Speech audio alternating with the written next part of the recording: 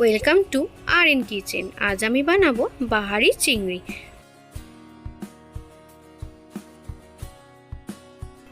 প্রথমে চিংড়ি মাছটা কেটে ধুয়ে পরিষ্কার করে মাঝখানে কালো শিরা বার করিয়ে নুন হলুদ মাখিয়ে নিলাম।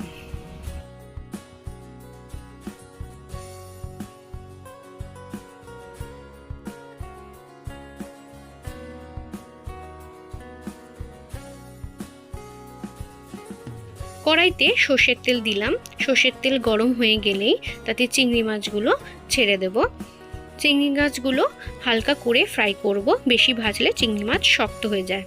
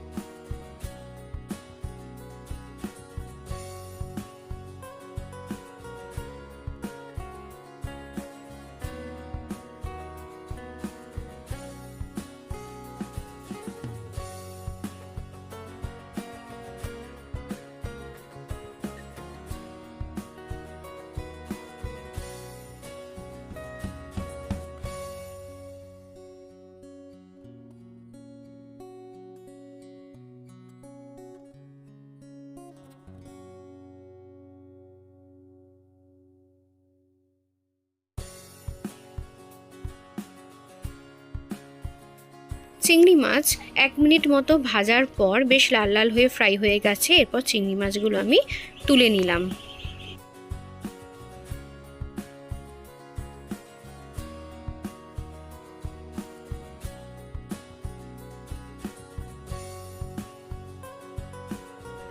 ওই কড়াইতে আরও বেশ খানিকটা সর্ষের তেল গরম করতে দিলাম। সর্ষের তেল গরম হয়ে গেলে তাতে এলাচ, 2টো তেজপাতা আর শুকনো লঙ্কা কাঁচা লঙ্কা ফোড়ন দিলাম।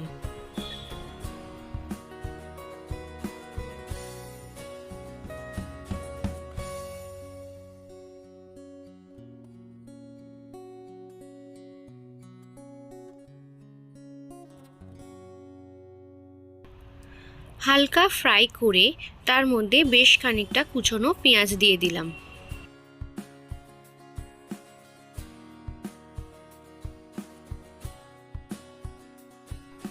পেঁয়াজটা ভালো করে ফ্রাই করে নেব।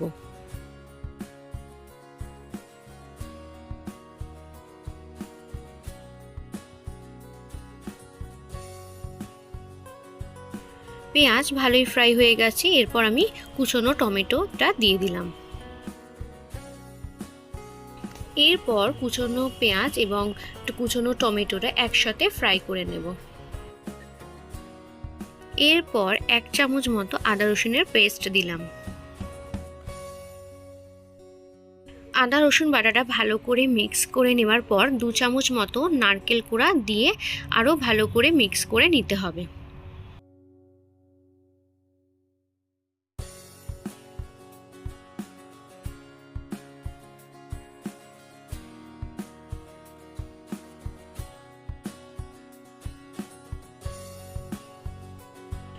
এরপর আমি 4 চামচ মতো টক দই দিলাম।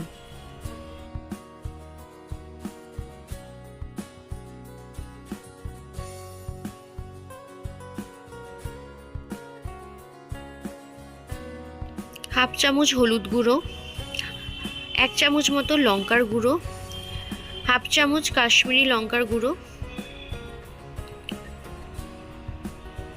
পরিমাণ মতো নুন, সামান্য চিনি। সমস্ত উপকরণ একসাথে মিক্স করে ভালো করে কষিয়ে নিলাম।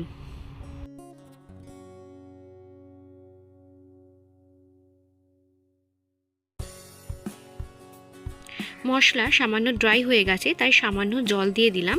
তাতে তলাতে পুড়ে যাবার সম্ভাবনা থাকবে না আর ভালো করে কষতে সুবিধা হবে।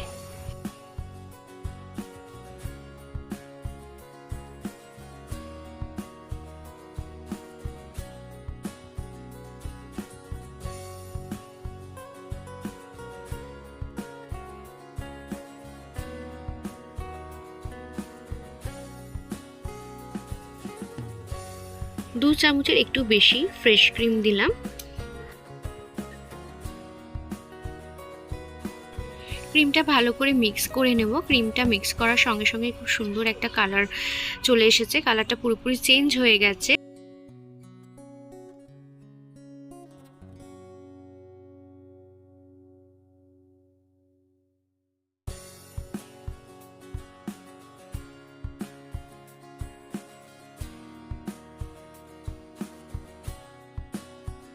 মশলাটা ভালোভাবে কষা হয়ে গেছে, মশলার চারিদিক থেকে তেল ছেড়ে দিয়েছে।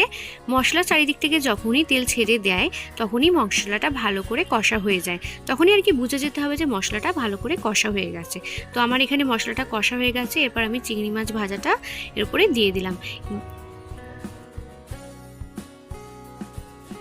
মশলার সাথে চিংড়ি মাছটা ভালো করে মিক্স করে নিলাম।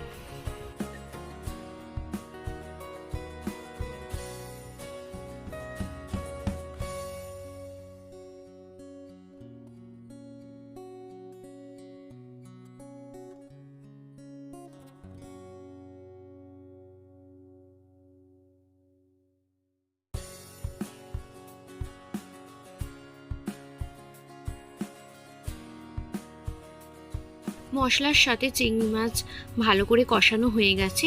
এরপর আমি খুব সামান্য জল দিয়ে চিংড়ি মাছটা একটু ফুটিয়ে নেব। এই রেসিপিটা একটু মাখা মাখা হবে, তাই অতিরিক্ত জল দেওয়ার কোনো দরকার নেই। সামান্য জল দিয়ে ফুটিয়ে মাখা মাখা করে চিংড়ি মাছটা নামিয়ে নিতে হবে।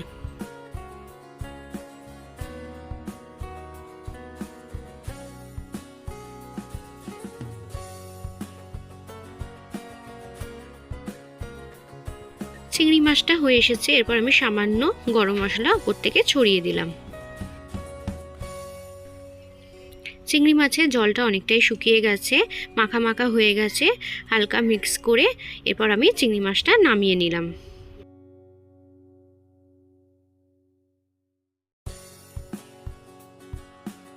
বাহারি চিংড়ি একদম রেডি ফর সার্ভ। আমার এই রেসিপিগুলো আপনাদের কেমন লাগছে অতি অবশ্যই কমেন্ট বক্সে কমেন্ট করে জানিও।